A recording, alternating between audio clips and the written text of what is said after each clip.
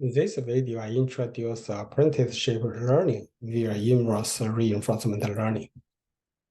Apprenticeship learning uses inverse reinforcement learning to find the reward function for the optimal policy through the export demonstrations. Once we have a reward function, then we can use reinforcement learning to find the optimal policy for the reinforcement learning agent. Let's see a Markov decision process without the real-world function R. We have actual D is the initial state distribution.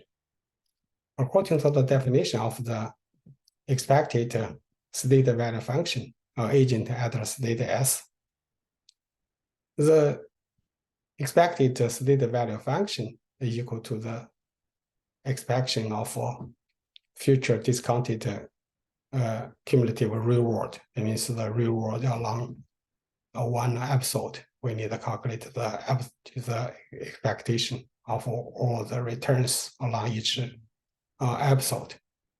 So that means this expected state value function equal to this reward, the cumulative reward. That is the future discount factor.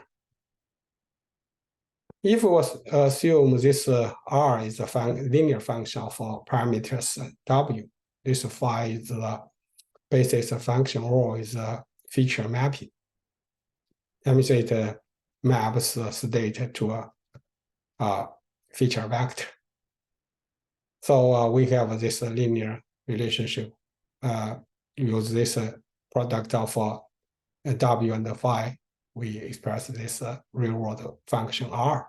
Because this W is no relation with the time, so we can move this W outside the sum and the expectation.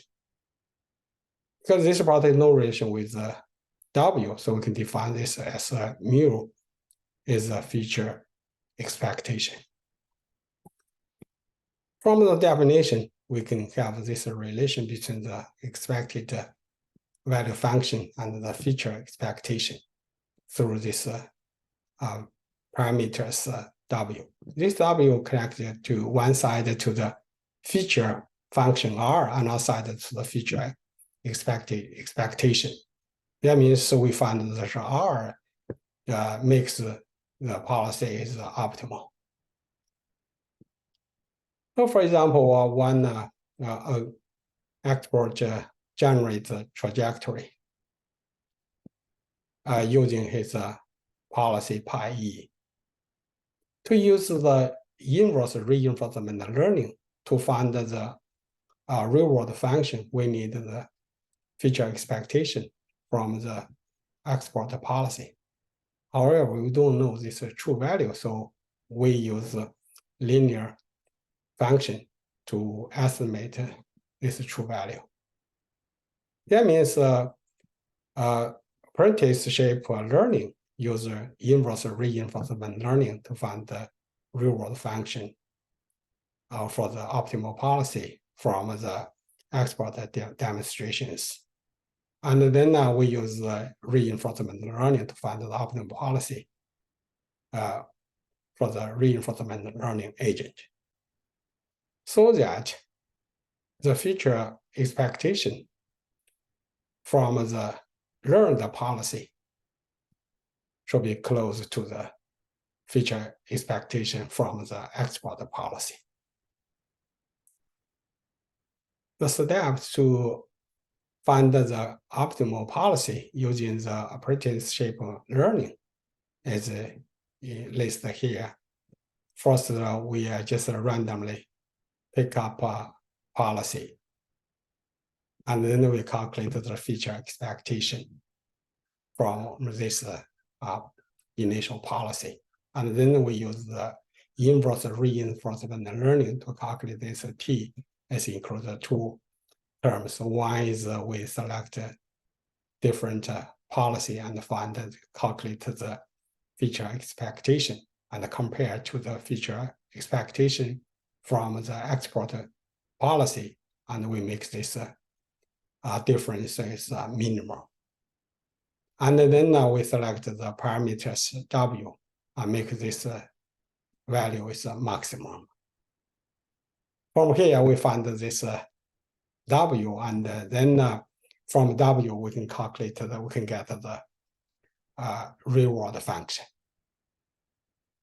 Later, we will explain how can we from using the in reinforcement learning to find this parameters through the projection method. So once we have this t, of course, if this t is smaller than the criterion, then we terminate the iteration. And then from this W, we can find the reward R. Once we have a reward R, we can use reinforcement learning method to find the optimal policy. And then from once we learn the policy, then we can calculate his feature expectation. And then now we go next iteration step by step until reach the convergence. This is just like two steps. One is just this is just suppose this is the optimal policy. Here right now is the export policy. And then we just from this this is the policies we found previously. We select which one will have a feature expectation closer to the feature expectation from the export policy. And then we select this W, make this a maximum. That's a basic steps. Once we get the convergence, we will have this we will have this policies. Here is a projection method to calculate the coefficients W, parameters W. Here, this is the in the second step, this is a T here with the constraints. This means this is the stated value function from the export policy. Here is the stated value function from the policy we learned. And here is the margin. This is just to make sure each parameter is less than 1. So to find the parameters W from the using the project method, here that's what, because to calculate this W, we need as a feature expectation from the export policy, and this one is from the learned policy.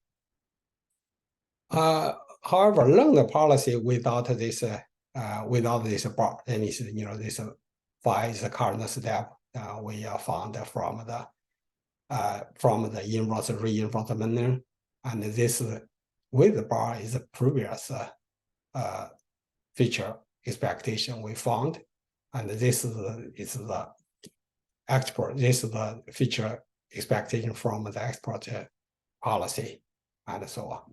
And we to calculate the W, we need to calculate this mu with the bar. That means the first step, for example, we have randomly